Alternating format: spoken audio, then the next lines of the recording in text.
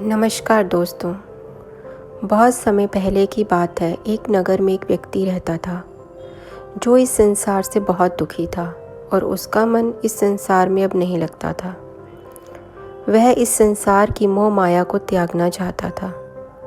उसने सन्यासियों का जीवन देखा था और उसने फैसला किया कि अब वह भी सन्यासी जीवन जिएगा और अपने घर से निकल गया। दोस्तों, उसके घर के पास एक सन्यासी रहता था। वह उसके पास गया और संत के पास जाके कहने लगा कि मुझे सन्यास लेना है, मुझे अब यह संसार अच्छा नहीं लगता। यह सुनकर संत उस व्यक्ति से कहते हैं कि तुम्हें मेरी एक बात माननी होगी।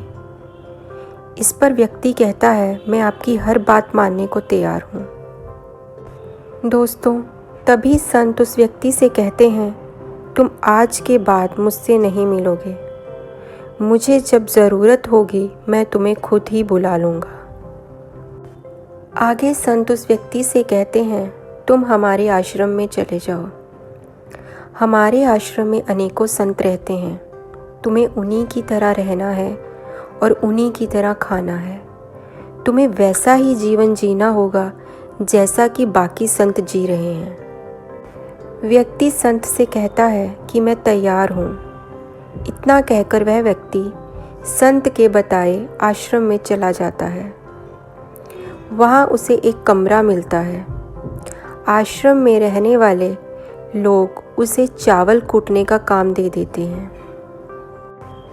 दोस्तों, इसी काम को करते करते उसके दिन रात बीतने लगते हैं और यह काम करते करते 12 साल बीत जाते हैं। वह संत जो व्यक्ति को आश्रम में भेजते हैं अब तक बूढ़े हो चुके हैं और उन्हें अब अपना उत्तराधिकारी चुनने का समय महसूस होता है। वह संत आश्रम में संदेश भेजते हैं कि जो भी मेरा उत्तराधिकारी बनना चाहता है वह मेरे कमरे के बाहर 4 पंक्तियाँ लिखकर जाए कि जीवन जीने का सही तरीका क्या है।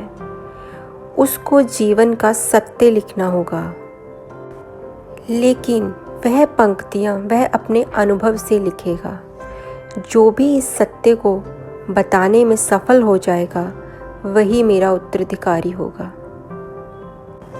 आश्रम में रहने वाले सभी उस संत के उत्तराधिकारी बनना चाहते थे, लेकिन किसी में भी यह हिम्मत नहीं थी कि वह उस संत की दीवार पर 4 पंक्तियाँ लिखाएं। दोस्तों, उन्हीं में से एक बहुत विद्वान संत था। उसने हिम्मत जुटा के संत के कमरे की दीवार पर लिखा कि मन एक दर्पण है, परंतु उस दर्पण पर बहुत धूल है। उस धूल को अगर हम साफ कर दें तो हमें सत्य मिल जाएगा। अब जब अगली सुबह हुई वह संत उठे।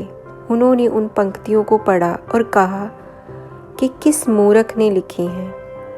मेरी दीवार को किसने गंदा किया है, उसे पकड़कर अभी मेरे पास लाओ। जब उसे ढूंढा तो उसका कुछ पता न लगा। उस विद्वान ने यह पंक्तियाँ लिखने के बाद आश्रम की रात्रि में ही आश्रम छोड़ दिया था। और वह विचार उस विद्वान के अपने नहीं थे।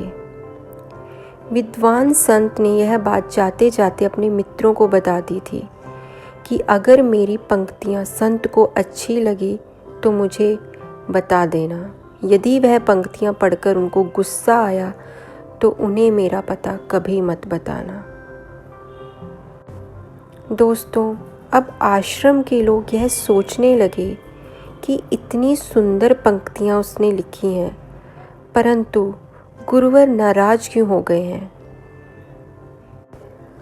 जब यह सारी बात उस चावल कूटने वाले को पता लगती है तो वह ज़ोर ज़ोर से हंसने लगता है। लोग उससे पूछते हैं कि इसमें हंसने वाली क्या बात है। वह कहता है, गुरुवर सही तो कह रहे हैं कि किस मूर्ख ने यह लिखा है। इस पर लोग उस व्यक्ति से कहते हैं, तुमको क्या पता, तुम तो बस 12 साल से चावल कूटने का ही काम कर रहे हो, तुम्हारे पास तो कोई ज्ञान नहीं है। और अगर तुम्हें इतना ही ज्ञान है तो तुम ही उस दीवार पर पंक्तियाँ क्यों नहीं लिखते। वह व्यक्ति कहता है, ठीक है, मैं ज़रूर लिखूँगा, लेकिन इतने सालों से मैंने लिखने का अभ्यास छोड़ दिया है, तो मैं लिखना भूल गया हूँ, किसी को मेरी बातें लिखनी होंगी। परंतु यह बात मैं पहले ही बता देता हूँ कि मुझे उत्तराधिकारी बनने का कोई शौक़ नहीं है। चावल कूटने वाला व्यक्ति कहता है, लिखो जो मैं बता रहा हूँ। कैसा दर्पण कैसी धूल, ना कोई दर्पण ना कोई धूल, जो इसे जान लेता है वह सत्य को प्राप्त होता है। दोस्तों, जब यह पंक्तियाँ गुरुवर के कानों तक पहुँचती हैं, तभी आधी रात को गुरुवर उस चावल कूटने वाले के पास आते हैं और उससे कहते हैं कि तुम यहाँ से चले जाओ, नहीं तो आश्रम के लोग तुम्हें छोड़ेंगे नहीं। तुम उत्तराधिकारी बनना चाहो या ना चाहो, पर जो शब्द तुमने कहे थे यही सत्य है। इसलिए मन ही मन मैंने तुम्हें अपना उत्तराधिकारी मान लिया है। और जब यह बात सबको पता लगेगी तो सब तुमसे जलने लगेंगे और तुम्हें चोट पहुंचाएंगे और यह सोचेंगे जिसे कोई ज्ञान नहीं वह उत्तराधिकारी कैसे बन सकता है। इसलिए तुम यहाँ से चले जाओ और इस संसार को ज्ञान से भर दो। दोस्तों, इस पर महात्मा बुद्ध ने भी अपनी एक शिष्य से कहा था कि जब तुम्हारे मन के सारे विचार शांत हो जाएं, तुम्हारे भीतर विचार आने बंद हो जाएं, उस दिन से तुम्हें सत्य का अनुभव हो जाएगा। तुम सत्य का अनुभव करोगे। मन को शांत करने का तरीका जो बौद्ध ग्रंथों ने बताया गया है वह यह है कि ये समझना कि हमारे अंदर कौन से विचार उत्पन्न हो रहे हैं, ना कि अपने विचारों को दबाने की कोशिश करना।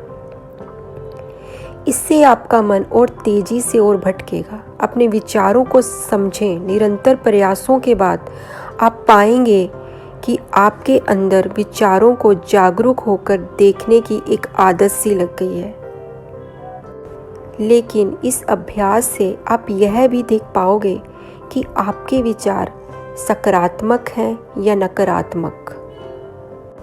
बौद्ध भिक्षुक कहते हैं, हमें अपने विचारों के साथ कोई भी छेड़खानी नहीं करनी है, बस आपको अपने प्रयास पर काम करना है। यह अभ्यास यदि आप लगातार करते रहोगे तो एक समय आने पर हम अपने विचारों को नियंत्रण करने में सफल हो जाएंगे और हो सकता है हम उन्हें रोक भी सकें।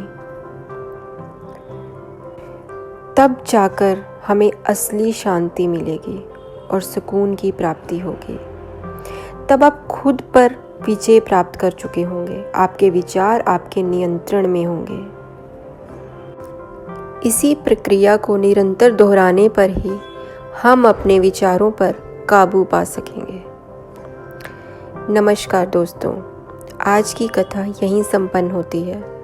और सुंदर कथाओं के बारे में जानने के लिए हमारे चैनल को लाइक कीजिए, सब्सक्राइब कीजिए और शेयर कीजिए। धन्यवाद।